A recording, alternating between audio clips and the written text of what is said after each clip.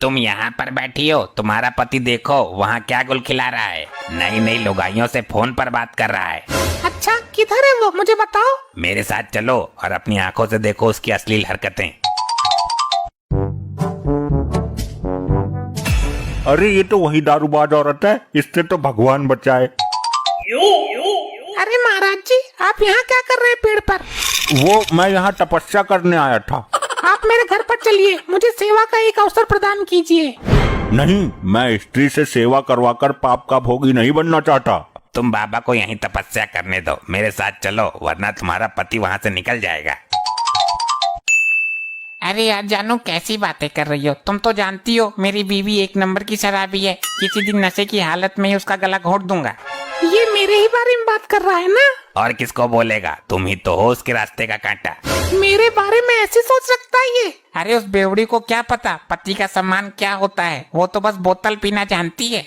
इसको छोड़ूंगी नहीं, 4 बोतल इसके नाम से ही सही। अरे मेरी बीबी का टेंशन तुम मत लो, उसको 1 बोतल पिलाओ और तलाक के पेपर पर साइन करवा लो, ऐसी कोई दिक्कत वाली बात ही नहीं है। पता नहीं कितना गिरा हुआ है ये आदमी। वो दारू पीती है, मुझे इस बात का दुख नहीं है, बल्कि दुख इस बात का है कि वो दारू पीकर मर नहीं रही, बल्कि मुझे मारने को तैयार हो जाती है। देखिए अपने पति की घटिया हरकत तुमने। किसी दिन मैं ही उसकी दारू की बोतल में जहर डाल दूंगा। बस बहुत हो गया। जब देश की लाखों महिलाएं शराबी पतियों को बर्दाश्त कर सकती हैं, उनकी मार खा सकती हैं, तो क्या एक आदमी एक शराबी औरत को बर्दाश्त नहीं कर सकता? अरे तुम यहाँ, मैं तो मस्ती कर रहा था। मैं तुम्हें ये बताने आई हूँ, जब एक मर्द एक शराबी औरत को नहीं झेल सकता, तो वो बेचारी लाखों औरतें उन शराबी मर्दों को कैसे झेलती होंगी?